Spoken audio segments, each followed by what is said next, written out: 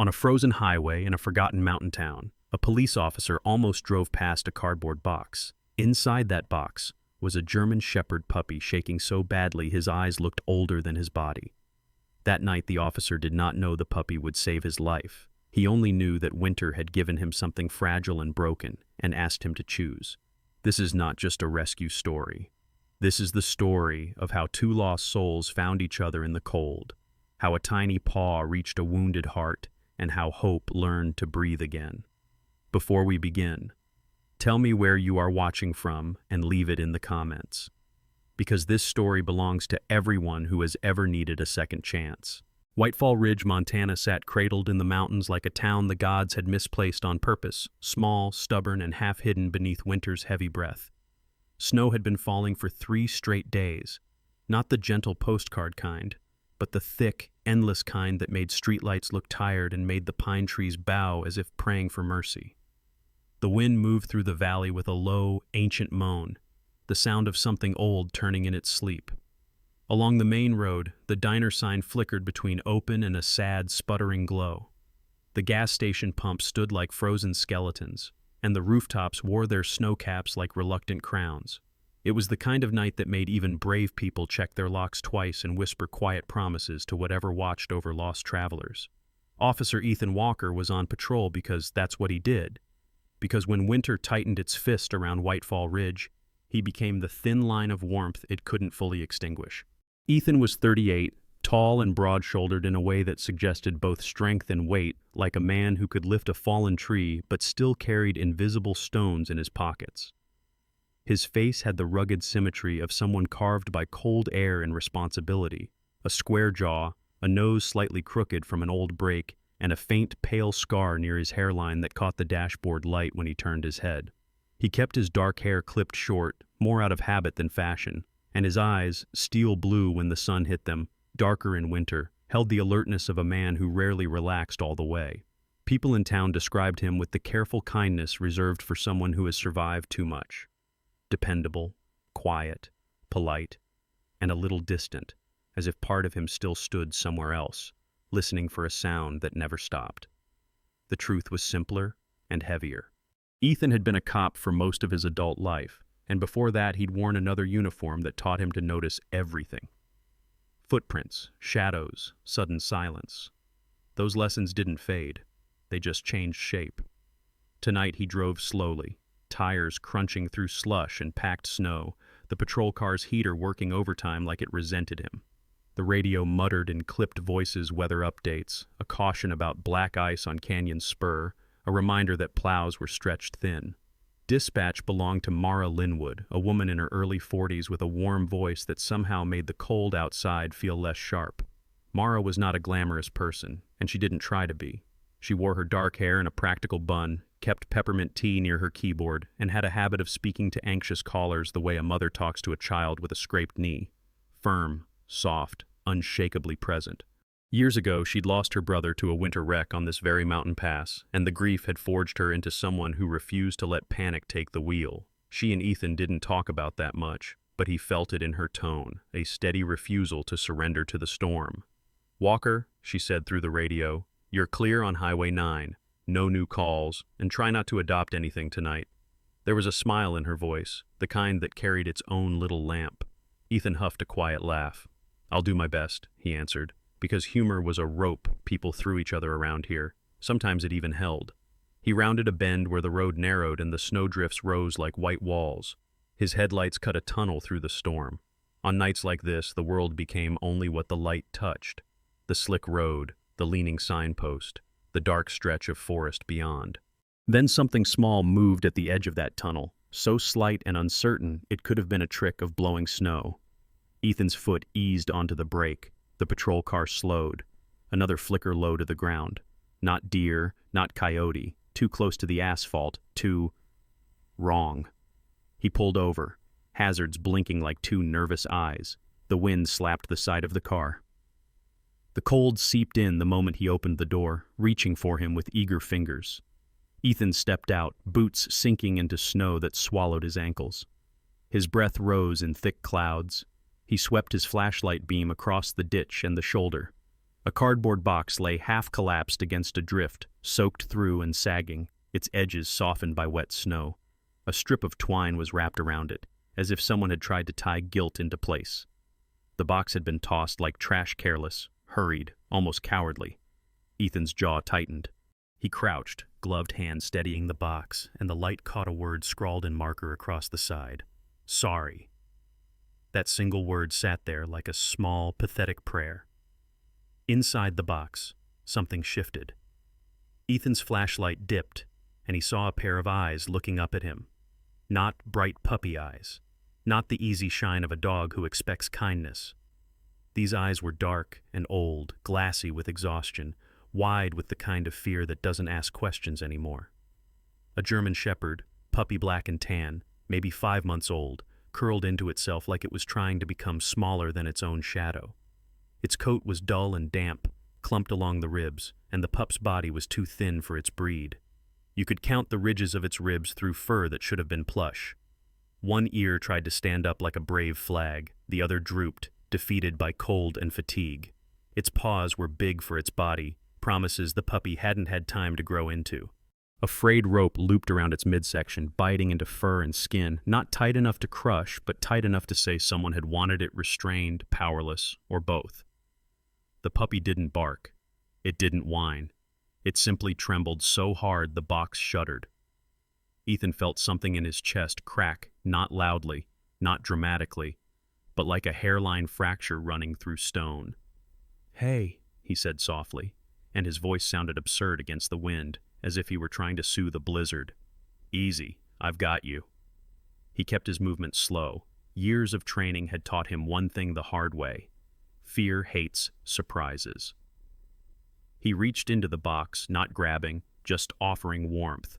The puppy flinched at first, an instinctive recoil like a soldier bracing for impact. Ethan paused, hand hovering. "It's okay," he murmured, as if saying it enough times could turn it true.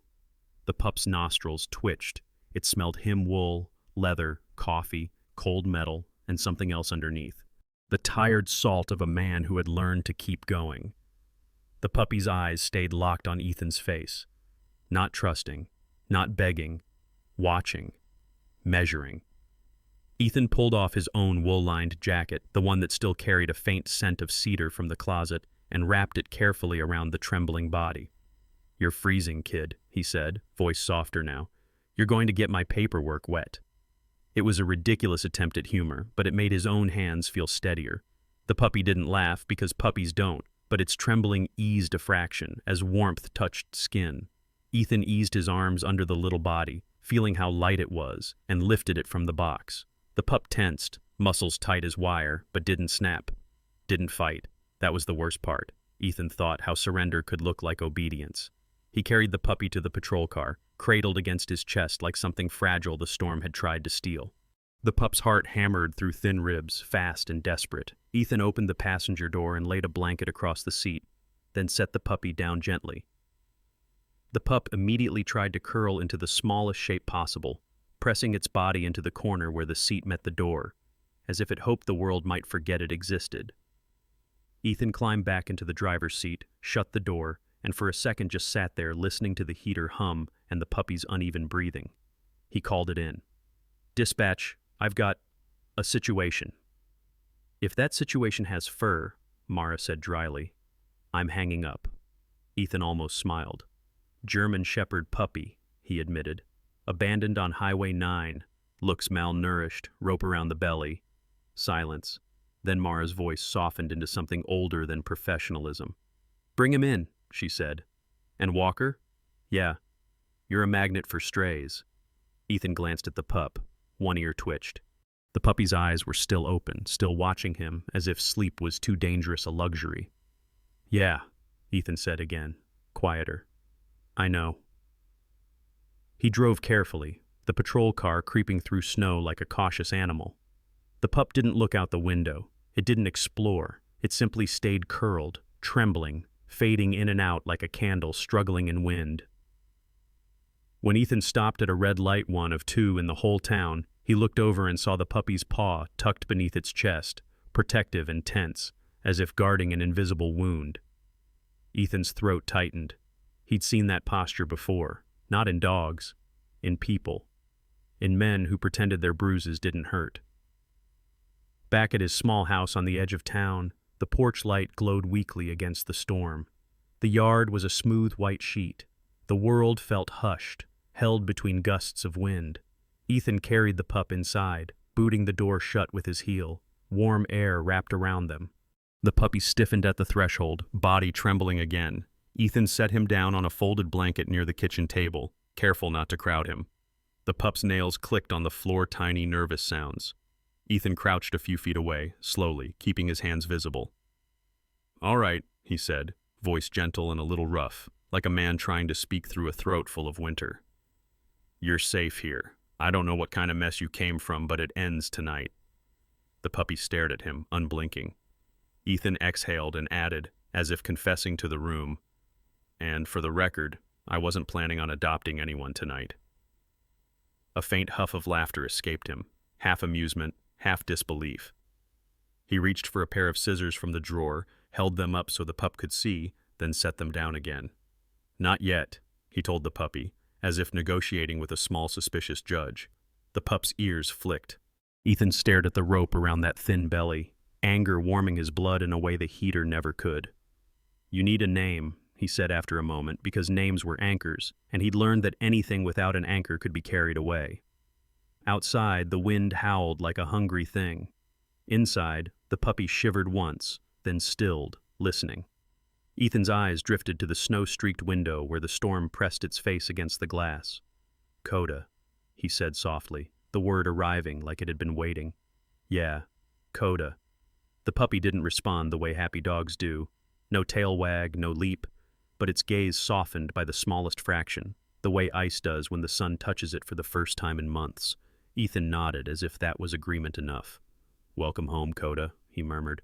"We'll figure out the rest when the morning shows up." And in the hush of that little kitchen, while Whitefall Ridge groaned beneath winter's crown, the storm outside kept raging, but something inside the house, something human and something not, took its first shallow breath toward warmth. Whitefall Ridge did not wake up that morning. It simply shifted under the weight of more snow. The town remained folded into itself, roofs bowed, trees frozen mid-whisper, streets hushed as if the night had forgotten to leave. The storm had moved east, but winter stayed behind, patient and watchful. Inside the small cedar-sided house at the edge of town, Officer Ethan Walker sat at his kitchen table long after the coffee went cold, listening to the sound of a stranger breathing beneath it. The stranger was Kota, the German Shepherd puppy, 5 months old, black and tan, ribs too visible beneath a coat dulled by neglect and weather, had chosen the narrow shadow under the table as his world. He had not moved from it since Ethan brought him inside the night before, not for water, not for the food Ethan had slid gently across the floor, not for the blanket folded close enough to touch but far enough away not to threaten. Kota stayed pressed into the corner like a secret he was afraid the room might overhear. Ethan did not try to change that. He had learned, in ways that never made it into training manuals, that fear has its own calendar. You cannot rush it. You cannot threaten it. You cannot reason with it. You sit with it. You show it the shape of time. Ethan's own shape was heavy that morning. He was tall and broad, wrapped in a faded flannel over his uniform pants, hair still damp from a rushed shower he barely remembered taking. His face carried the permanent tension of a man who never fully relaxed his jaw, even when alone. When he walked, he moved quietly, deliberately, like someone who believed the floor might object if he didn't. His steel blue eyes kept drifting toward the table. Kota's eyes never left him. They were not puppy eyes. They did not sparkle or plead. They watched. They measured. They remembered. Ethan poured himself another cup of coffee and sat again, boots planted, shoulders rounded forward, hands wrapped around the mug as if it were the last warm thing in the world. He didn't speak to the dog yet. He didn't even look directly at him. He simply stayed. Minutes stretched. Snow tapped the windows with slow fingers. The heater clicked on and off. Kota did not move. At 8:17 a.m., Ethan's phone vibrated against the table. The caller ID read Mara Linwood. He answered quietly. "You alive?" Mara asked. "Barely," Ethan replied. Mara was the town's dispatch coordinator, early 40s, average height, dark hair always pinned back too tightly for fashion and too loosely for regulation. Her face held a permanent kindness, not soft but durable, the kind earned from long years of listening to people at their worst. She spoke the way nurses do in ER waiting rooms, low, steady, impossible to shake. "I heard about your passenger," she said. Ethan's mouth twitched. "Word travels fast. In a town this size, you sneeze and the diner writes about it on the chalkboard." There was a pause. "How's the dog?"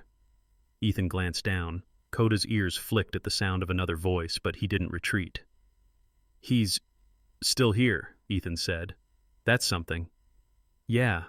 Mara hesitated, then added softer. "You okay?" Ethan stared into his coffee. "Working on it." She didn't press. She never did. "Shelter's open today," she said. "Storm took down part of the fence, but we're managing. If you want me to call ahead—" "Not yet," Ethan said. Another pause, then, "All right, just don't forget to eat." "Copy that, boss," Ethan said and hung up. The morning drifted by in pieces. Ethan made eggs he didn't eat. He filled Kota's water bowl twice. He slid the food closer by inches. He read the same page of the newspaper 4 times. Kota remained beneath the table, a small shadow of breathing and watching. By afternoon, the light had changed, winter sun filtering through clouds like something exhausted. Ethan had not left the house. He didn't trust himself to. He knew the pattern too well. Step outside, feel the cold hit, memory follow. At 2:43 p.m., it happened. Ethan stood at the sink, rinsing the mug when the sound of metal striking tile echoed too sharply. The spoon slipped from his hand and clattered against the floor. His chest locked. The kitchen was gone. He was somewhere else, somewhen else. Heat, dust, a scream he couldn't place. The smell of burning plastic and something worse. His hands shook. His knees buckled. He slid down the cabinet until he was sitting on the floor, back against the wood, breath tearing in and out of his chest like it had lost the instructions. The world narrowed to noise and pressure, and the memory of being too late. He pressed his fists to his eyes. "Stop," he whispered to the empty room. It did not stop. Under the table, something shifted. Kota did not run. He did not bark. He did not hide. Very slowly, with the cautious precision of a creature who knew danger by heart, the puppy inched forward. His body stayed low. His tail was tucked. His ears trembled, but he kept moving. When he reached Ethan, he did not climb. He did not jump. He simply lowered his head and touched his cold nose to Ethan's shaking hand. That was all. The contact was brief, light, almost imaginary. But it was real. Ethan's breath stuttered, then slowed. His fists loosened. He did not look at the dog. He was afraid if he did, the moment would break. He rested his hand against the side of Kota's face, barely touching the fur. They stayed that way a long time. When the room finally came back, the light had shifted again. Evening had arrived without asking permission. Ethan wiped his face on his sleeve and managed a breath that did not hurt. "Hey," he said quietly. Kota did not retreat. He simply sat where he was, close but not touching now, watching Ethan like a small sentry guarding a fallen soldier. "You didn't have to do that," Ethan murmured. Kota blinked once. That night, Ethan slept on the couch, not because he wanted to, but because he did not trust himself with closed doors. Kota returned to the space under the table, but he stayed nearer the edge than before.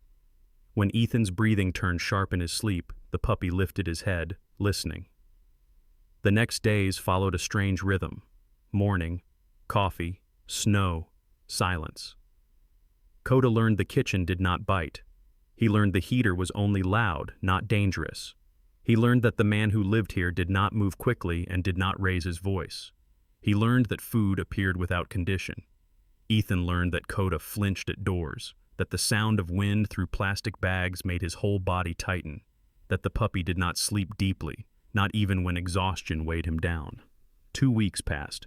On the 14th night, the storm returned. Wind slammed the house. Snow filled the sky. Ethan woke at 3:12 a.m. with the old familiar terror clamping down on his chest. He rolled onto his side, gasping, sweat freezing on his skin. "Kota," he whispered without thinking, not sure why. Under the table, the puppy stirred. This time, Kota came farther. He padded across the floor, paused silent on the rug, and stopped beside Ethan's hand. His body trembled. He hesitated. Then, carefully, deliberately, he placed one paw on Ethan's wrist. Ethan closed his eyes.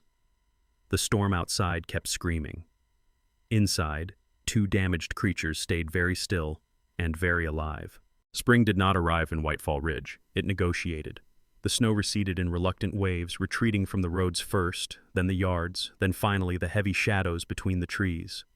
Winter loosened its grip inch by inch, as if testing whether the town was worthy of warmth. The sky turned a paler blue. The wind softened. The mountains still watched. Inside Ethan Walker's house, time continued its quiet work. Kota, the 5-month-old German shepherd, had begun to exist in the open, not fully, not bravely, but visibly. He slept no longer pressed into the tight corner under the table, though he returned there when storms rolled in or the world grew loud.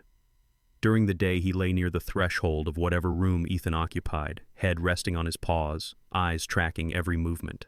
His coat was thicker now, less dull, though his ribs still hinted beneath it like a memory that refused to fade. One ear still lifted, the other still bent, a permanent question mark carved into his face. Ethan, 38, broad-shouldered and weathered, moved through his days with the deliberate patience of a man relearning the ground beneath him.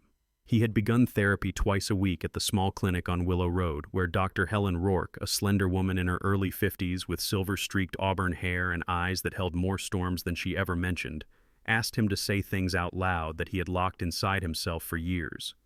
She dressed simply, spoke slowly, and never pretended healing was a straight road. Her brother had served too, and his shadow informed the gentleness of her voice. Ethan never told Kota where he went on those mornings. He simply returned with a weight shifted somewhere in his chest, and Kota would stand, tail low, ears soft, and meet him at the door like a promise that did not require explanation. Weeks passed. The routines formed quietly. Morning coffee, Kota's breakfast, the leash left untouched in the center of the floor so the puppy could study it as if it were a dangerous animal of its own. The radio stayed low. The television almost never came on. Loudness belonged to the past. One afternoon, the snow finally surrendered enough for Ethan to open the back door without the wind punching him in the lungs. He stepped onto the porch and sat, boots resting on the last islands of white in the yard. The pine trees beyond the fence swayed like slow dancers. The world smelled like thaw. Kota stood in the doorway. He did not cross it. His front paw lifted, froze, lowered again. Ethan did not look at him. He kept his gaze on the mountains. "It's just the yard," he said, as if the words were for himself. "Doesn't bite." Kota's breathing hitched. After nearly a minute, he placed one paw onto the wooden boards of the porch, then the other. Then he stopped. That was enough for the day. The following week, Ethan attempted the leash. He laid it down and walked away. Hours later, Kota sniffed it. The next day, he pawed it once, then retreated. On the 4th day, he stood beside it, looked up at Ethan, and waited.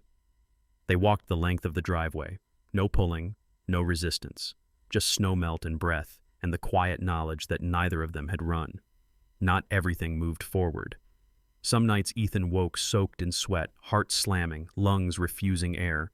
Sometimes Kota reached him before the panic peaked, pressing his nose to Ethan's wrist, breathing close.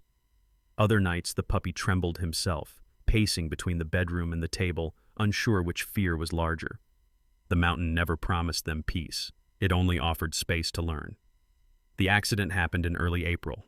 A sedan lost control on the curve outside town, spinning into the guardrail. Ethan arrived first.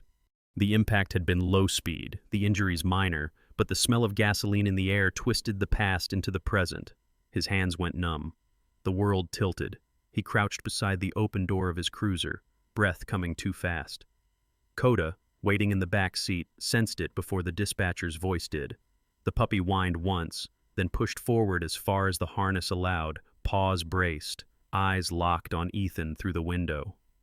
Ethan forced himself to look back. Just that small connection steadied him long enough to breathe again. Later that night, Ethan sat on the floor of the living room, head resting against the couch. Kota lay beside him, pressed close, warm and solid.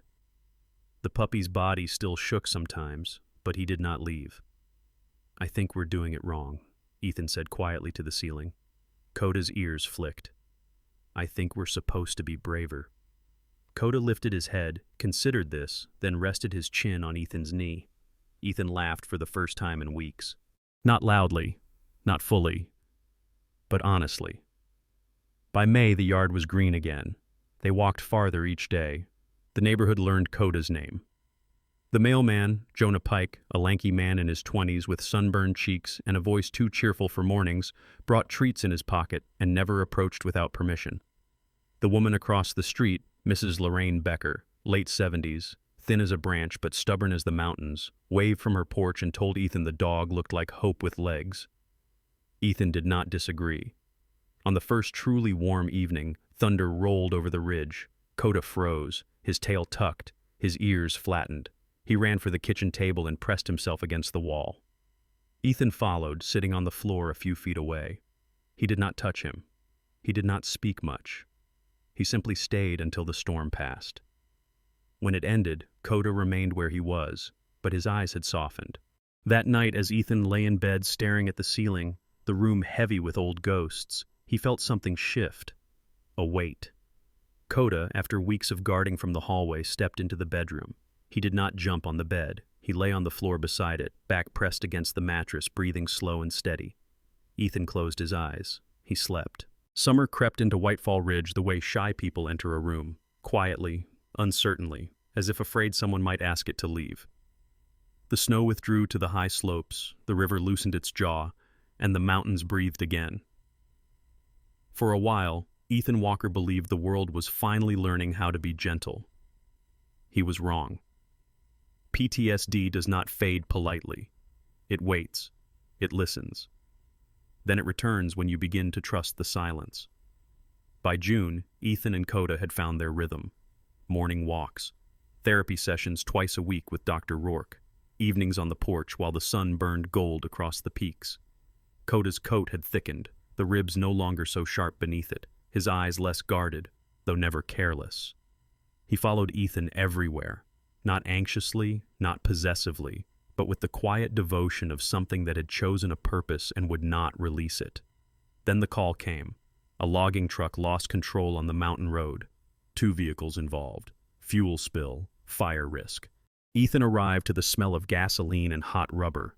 The sound of metal grinding against stone ripped through his chest like a blade. His hands began to shake before he could stop them. The world compressed. The sky dimmed. The old battlefield surged up from the marrow of his bones. He tried to breathe. The ground tilted. He dropped to one knee behind the cruiser, helmeted by the past, drowning in it. Kota was in the back seat. The puppy whined sharply, then went still, his body rigid, eyes locked on Ethan through the glass. His ears flattened, not in fear, in focus. His breath came fast. He pawed the barrier once, then twice, desperate to reach the man unraveling outside. Ethan's radio crackled. Voices, instructions. He could not answer. He forced his eyes up. Kota met them. That look anchored him, not fully, not enough to erase the storm, but enough to keep him standing. They finished the scene. The injuries were minor, no lives lost. But something inside Ethan had fractured deeper. That night the dreams came hard. Ethan woke choking, heart hammering, sweat soaking the sheets, lungs refusing to obey him. The room twisted into something else. Heat, smoke, screaming metal, the color of dust and blood and fire. He rolled off the bed and hit the floor.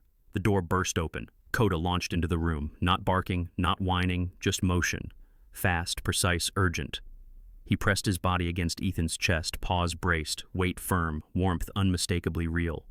His head tucked beneath Ethan's chin, breath steady against Ethan's throat like a metronome dragging him back into the present. Ethan clutched his fur. "I'm here," he whispered. "I'm here. I'm here." Kota did not move until the shaking stopped. After that night, Ethan finally admitted the truth he had been avoiding. He could not do this alone. The following week, Dr. Rourke made the call. "There's a program," she said gently, "for veterans with severe PTSD. They train service dogs. It's long, hard, but I think Kota has what it takes." Ethan looked at Kota, who was lying at his feet, chin resting on Ethan's boot like it belonged there. "I think he already is one," Ethan said.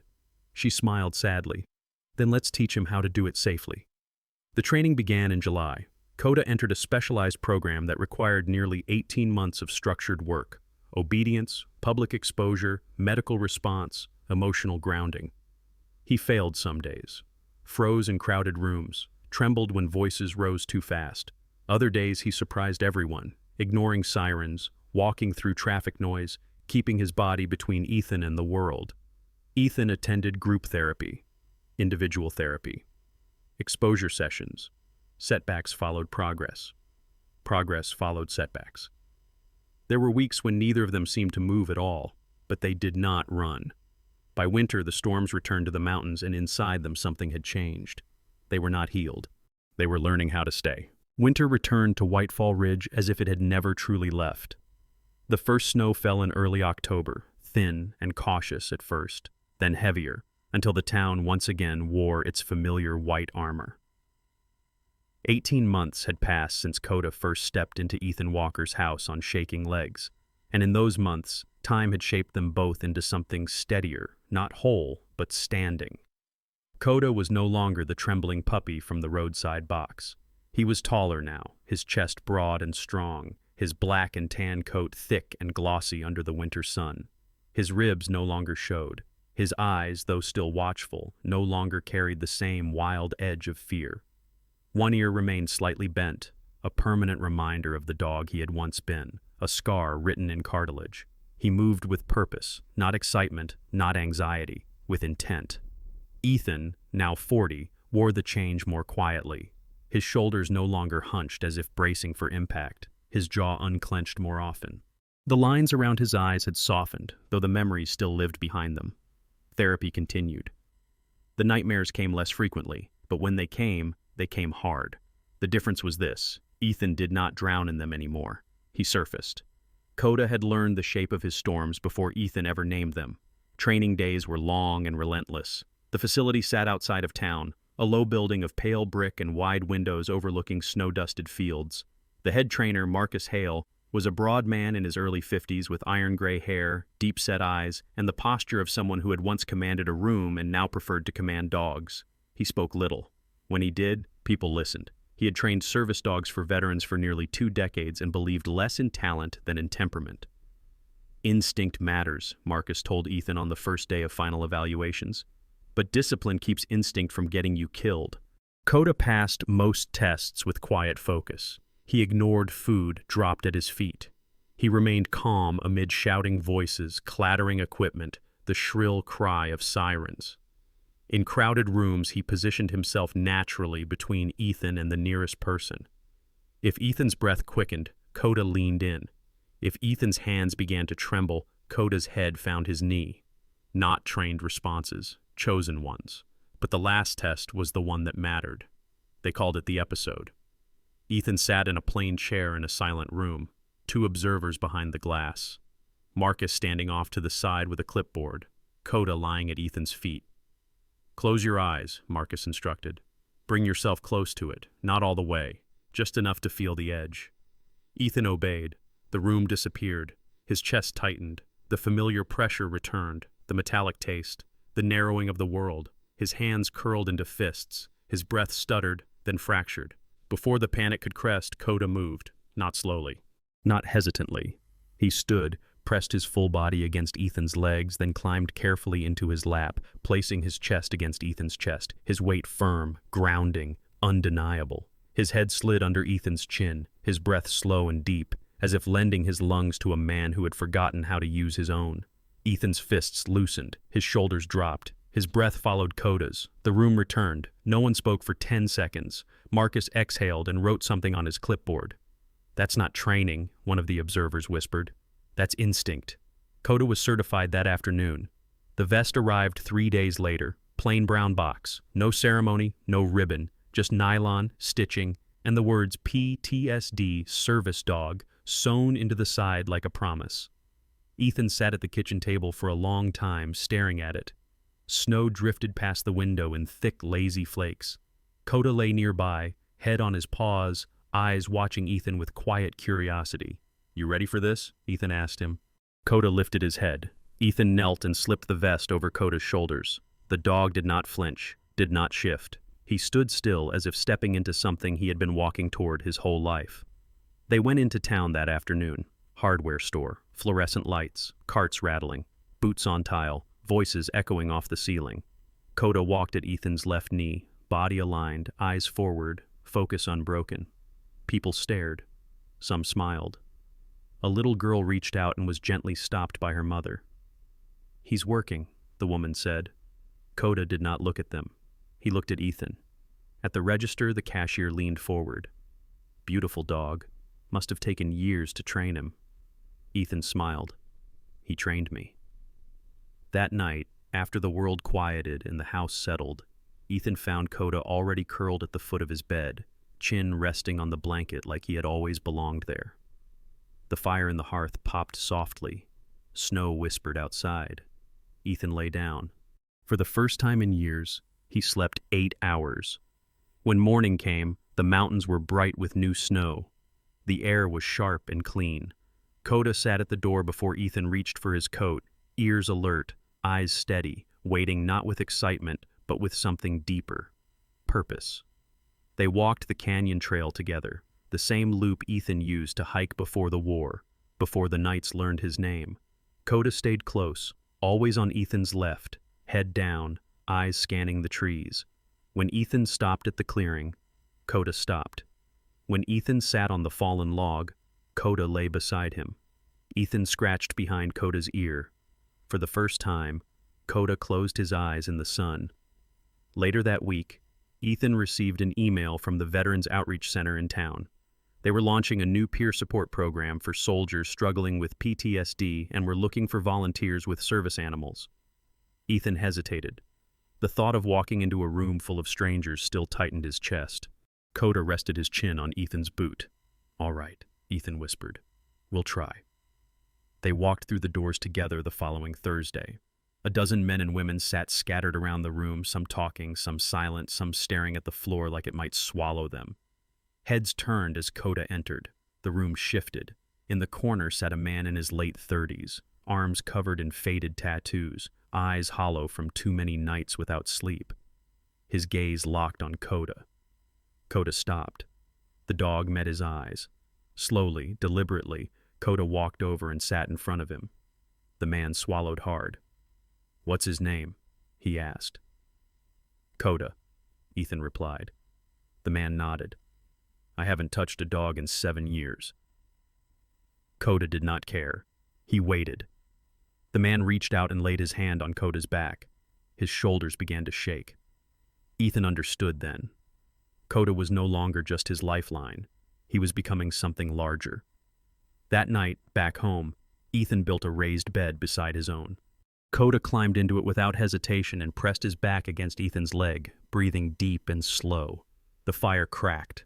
The wind softened. Winter still ruled the mountains. But in that room, something had finally learned how to stay warm. The last winter Ethan remembered before Kota had been a season of closing doors. The wind had seemed to whisper only endings then, the mountains pressing down on the town like stone shoulders, the nights too long and too loud. But this winter arrived differently. It still came with teeth and snow and dark afternoons that swallowed the sun early, yet something in Ethan's chest no longer curled away from it. He noticed the change on an ordinary morning when frost traced silver veins across the kitchen window, and Kota, now a fully grown German shepherd with a calm authority in his posture, rose from his bed before the alarm sounded, padded to the door, and sat waiting. Not eager, not restless, simply present, as if the day itself had tapped his shoulder and said it was time. Whitefall Ridge lay quiet under fresh snow when they stepped outside. The air cut clean and bright, the sky pale as bone. Kota walked at Ethan's left side, vest snug against his chest, the embroidered words, PTSD service dog catching the light. People had learned those words in town. They treated them with the same respect they offered the badge on Ethan's belt. The road to the canyon trail was thin with ice, but the path beyond lay open, the river murmuring somewhere below the ridge like an old story repeating itself. They walked the loop they had come to know as their own. Kota kept a steady pace, occasionally glancing up at Ethan, eyes dark and warm, the small bend in his left ear a familiar punctuation mark in the sentence of his face. Ethan's boots left clear prints in the snow, and he realized with a soft surprise that his breath matched the dog's rhythm without effort. The world felt wide instead of threatening. By noon, they were back in town, the smell of coffee drifting from the diner, the hardware store bell chiming when someone opened the door. Ethan drove to the Veterans Outreach Center for their weekly visit. The building sat on Maple Street, a squat brick structure with large windows and a mural painted by a local art class. Mountains, river, pine trees, and the words, "You are not alone," arcing across the sky. Inside, the room was already filling. Chairs were arranged in a loose circle, steam rose from mugs, the low murmur of voices stitched the space together. There was Ben, the former infantryman who had once said nothing for 3 weeks before asking if he could walk Kota to the courtyard. Today he nodded at Ethan and lifted 2 fingers in greeting, his eyes clearer than they had been the first time. There was Lila Moreno, early 30s, medic in another life, small and sharp-eyed, who laughed too loud sometimes and cried without warning, but always patted the floor for Kota to come sit beside her. There was Thomas Reed, late 40s, tall and careful, who kept a notebook on his lap and wrote down things he couldn't say yet. They had all found their own ways into the room. Kota had found his. When Ethan and Kota entered, the conversation softened. Kota moved between chairs with practiced grace, stopping where he was needed, resting his head on a knee, allowing a hand to settle into his fur. He never asked for attention. He offered space. The room breathed differently because of him. Ethan sat back, watching, and felt a quiet pride rise in his chest. Not loud, not triumphant, but deep and steady. After the meeting, Ben followed Ethan outside. Snow drifted down in lazy flakes. "I slept 6 hours last night," Ben said, as if confessing a miracle. "First time in, I don't know." He shook his head, then knelt and pressed his forehead briefly to Kota's shoulder. "Tell him thanks." Ethan smiled. "He knows." The weeks passed with that same gentle insistence of change. The local paper ran a small story about the outreach program, a photograph of Ethan and Kota walking through town, the headline reading, "A dog, a badge, and a way back." Emails arrived from other veterans, from families, from a woman in Helena who wrote that her brother had finally agreed to visit a shelter after reading the article. One evening near the end of February, the temperature plunged and the wind roared down from the mountains with its old ferocity. Ethan built a fire and sat on the floor with his back against the couch, the orange glow flickering across the room. Kota lay beside him, chin on Ethan's boot, ears twitching as the wind pressed at the windows. The world outside sounded dangerous again, but the sound no longer pulled Ethan apart. He ran his hand along Kota's back, feeling the strong muscle under thick fur, the life that had chosen to stay. At 3:40 a.m., the night tested him one last time. Ethan woke with the sensation of drowning in air, his chest a tight knot, the room unfamiliar, the past clawing its way into the present. He sat up, hands shaking. Before he could speak, Kota was on the bed. Not frantic, not clumsy. He placed one paw on Ethan's shoulder, then the other, his weight firm, his breath slow and even. He pressed his chest to Ethan's, heartbeat answering heartbeat. The room steadied. The panic loosened its grip. Ethan's hands found Kota's fur and held. When morning came, sunlight lay pale across the snow, and the house smelled of coffee. Ethan stood at the sink, watching steam curl into the light. Kota lay at his feet. The fear did not vanish. It simply no longer ruled. Ethan felt the truth of it settle in his bones. In March, the mayor invited Ethan and Kota to the town hall. It was a modest gathering, a few dozen people, a table of pastries, a banner that read, "Community Care Day." The mayor, a round man with kind eyes named Harold Grimes, spoke about resilience and second chances. He gestured toward Kota. "Sometimes help comes on 4 legs," he said, and the room laughed and then fell quiet with understanding.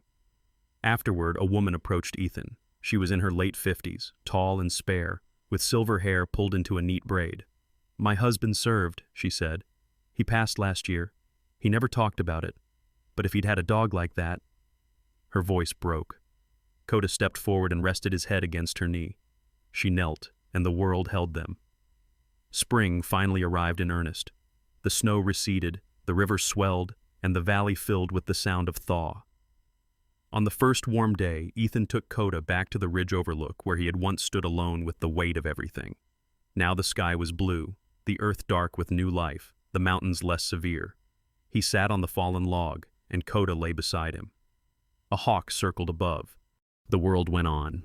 Ethan thought of the night on Highway 9, the cardboard box, the word sorry, the puppy's eyes that had looked too old for their face.